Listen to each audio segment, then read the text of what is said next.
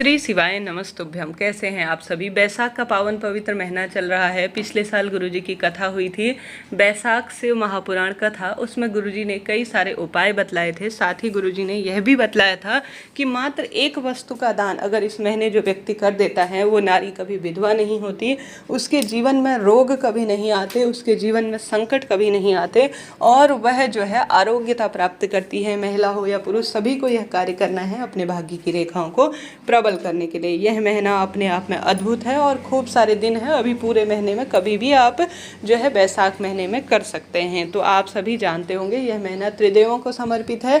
श्रीहरि विष्णु को समर्पित यह महीना है। महादेव को समर्पित, श्री ब्रह्मा जी महाराज को समर्पित यह दिन माना जाता है। त्रिदेवों को समर्पित यह महीना अपने आप में अमृत की बूंद कही गई है, सबसे श्रेष्ठ कहा गया है। तो इस महीने जितना संभव हो बट वृक्ष की पूजा, पीपल पूजा और साथ के साथ आवश्यक रूप से आंकड़े के वृक्ष का सींचन और गौ माता का कच्चा दूध होता है उससे जो है विशेष रूप से तुलसी माँ का सूचन बहुत श्रेष्ठ माना जाता है। बैसाख महीना श्रेष्ठ दिनों में से एक है। गुरु जी कहते हैं इस महीने अगर आपसे संभव हो तो आप सभी नियमित रूप से, चाहे तो आप किसी मासिक शिवरात्रि इस महीने पड़ने वाली या प्रदोष व्रत के दिन या अपनी क्षमता शक्ति सामर्थ्य अनुसार आप इस महीने पूर्णमासी या अमावस्या तिथि पर महादेव के शिवलिंग पर जो है मिट्टी के पात्र से, जैसे मिट्टी का मटका होता है या छोटा सा कटोरा हो या मिट्टी का एक जो है दीपक ही हो, उसमें जल भरकर आपको शिवलिंग पर समर्पित करने का नियमित रूप से जो है प्रयत्न करना है। ठंडक प्रदान करने वाली यह वस्तु कही गई है गुरुजी के द्वारा। साथ के साथ इस महीने गुरुजी ने स्पष्ट शब्दों में कहा है कि जो व्यक्ति इस चीज़ का गुरुजी कहते हैं पूर्ण रूप से जो है गरुड़ पुराण में भी वर्णन मिलता है और साथ ही इस स्कंद पुराण और शिव महापुराण कथा में भी वर्णन कहा गया है कि जो व्यक्ति इस महीने इस वस्तु का दान कर देता है वह नरक क्रियाओं से नहीं गुजरता है, वैतरणी का तकलीफ उसे नहीं कहने का अर्थ है वैतरणी इत्यादि और नरक के जो है द्वार से उसका सामना नहीं करना पड़ता। इतनी महत्वता है इस वस्तु के दान करने की। तो आप सभी गुरुजी के मुख से भी यह बात सुन सकते हैं। उसमें गुरुजी कहते हैं सत्तू का दान करना। सत्तू जो कि इस महीने औषधि के समान कहा गया है और उसे भोजन में भी ग्रहण करना चाहिए। सत्तू बना होता है गेहूं, जौ और चना, इन तीन चीज़ों से, तीन अनाजों से सम्मिश्रण से। गुरुजी कहते हैं अगर आप दान कर देते हैं ना, जैसे सत्तू होते हैं उसमें बारीक बारीक से कण होते हैं इस वस्तु से, इन तीन अनाजों से बने हुए, उतना दान का आपको पुण्य प्रताप मिलता है। तो आप सभी को इस महीने कोशिश करनी है कि आप सत्तू का दान जरूर से करेंगे। सत्तू का दान आप कहाँ करेंगे यह भी जरूर से जान लीजिए। सबसे पहले तो सत्तू आपको अपने भोजन में सम्मिश्रित करना है। भोजन में जो है किसी भी स्वरूप में आप ग्रहण कर सकते हैं। उसके बाद आप सभी को महादेव के मंदिर में भोग स्वरूप समर्पित करना है। महादेव के शिवलिंग में, चाहे तो जैसा मैंने शुरू में ही बताया विशेष तिथियों में आप शिवलिंग पर जो है समर्पित भी कर सकते हैं। समर्पित करने की इच्छा नहीं है तो भोग स्वरूप आप सभी एक प्लेट में महादेव के शिवलिंग के आगे रख दीजिएगा और साथ के साथ आप गरीब ब्राह्मण को दान में दे सकते हैं, किसी मंदिर में किसी ज़रूरतमंद व्यक्ति को दान में दे सकते हैं। तो इस महीने सत्तू के दान की महिमा जितनी कही जाए ना उतना कम है। तो आप सभी भी चाहते हैं कि आपके जो है पुण्य पूर्ण रूप से उसमें वृद्धि हो, पाप इत्यादि का नाश हो और पितरों को सुख प्राप्त हो। तो इस महीने आपको कोशिश करनी है कि विशेष किसी भी दिन जाकर आप सभी महादेव के मंदिर में या घर के मंदिर में सत्तू का भोग, सत्तू किसी भी स्वरूप में आप सभी जो है महादेव को समर्पित करें और साथ के साथ भोजन में ग्रहण करें और आप सभी को इसका दान भी अपनी इच्छा शक्ति सामर्थ्य अनुसार जरूर से करना है। तो यह दान करने के साथ आप सभी को इस दिन जो है, चाहे तो अक्षय तृतीया के दिन भी कर सकते हैं। बड़ी जो है स्वरूप में यह दिन जाना जाता है अक्षय तृतीया का। 10 मई के दिन अक्षय तृतीया है, इस दिन भी आप दान कर सकते हैं। इस दिन किया गया कोई भी वस्तु का दान कभी क्षय नहीं होता, उसका फल अक्षय रहता है, ऐसा शास्त्रों में वर्णित है।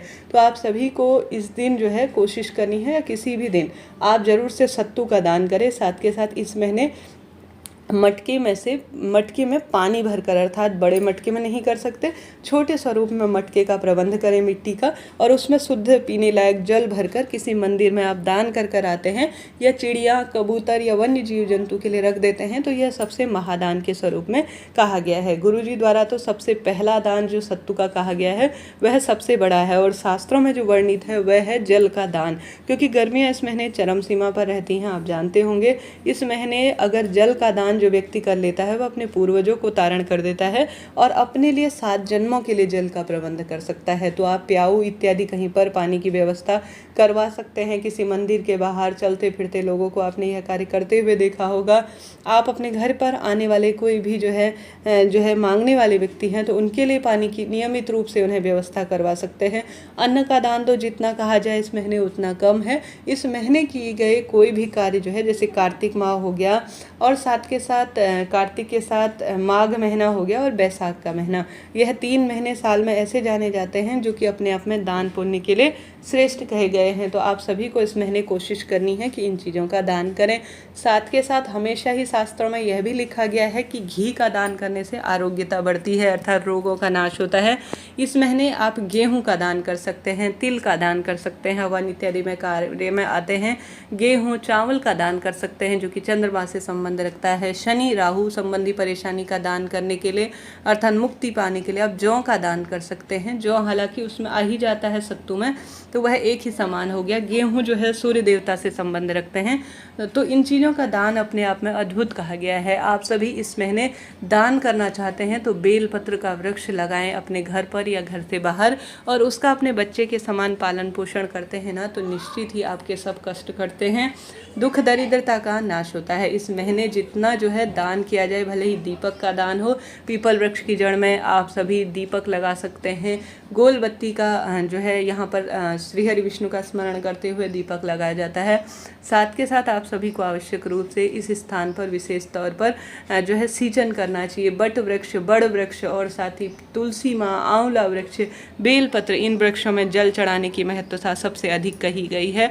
यह एक रक्षा कवच के रूप में कहे गए हैं क्योंकि गर्मी चरम सीमा पर होती है, बारिश इत्यादि भी नहीं होती। इस कारण से जल जितना संभव हो पौधों में अपनी तरफ से आप सिंचन करने का प्रयत्न करें। साथ के साथ दीपक का दान करें, छाता का दान करें, कूलर पंखे का दान करें, मौसमी फल, खीरा, ककड़ी, इन चीज़ों का दान करें। आपके भाग्य के आप करेंगे ना तो आपका पूरा परिवार और आपके पीहर पक्ष के पितृ और आपके ससुराल पक्ष के पितृ इससे सुख प्राप्त करेंगे। तो आप सभी को जरूर से इन चीज़ों का प्रयास करना है जी।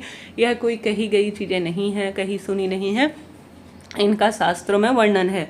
इस महीने कई भक्तजन अलग अलग तरह के प्रयत्न करते हैं, जैसे ब्रह्म मुहूर्त में स्नान करते हैं, तुलसी पूजा, बैसाख महत्म समते हैं, दान पुण्य पूजा पाठ में अपना समय मंत्र जाप ज्ञान अर्जित करने में इस महीने का जो है महत्व कहा गया है। अगर अपनी क्षमता सामर्थ्य अनुसार कुछ सरल से छोटे छोटे से भी कार्य कर लिए जाए ना, तो इनसे परम सुख और परम गति होती है। तो प्रयत्न करें, अपनी इच्छा शक्ति सामर्थ्य अनुसार भगवान ने अपने देने योग्य बना रखा है, तो घर के दरवाजे पर से कोई भी बिना पानी के और बिना अन्न के ग्रहण किए न जाने पाए। तो यह कही सुनी बातें नहीं हैं, इनका प्रमाण मिलता है और उपाय इत्यादि अपनी जगह है, परंतु दान जो है इस कलयुग में सबसे ज़्यादा कहा गया है। हर हर महादेव।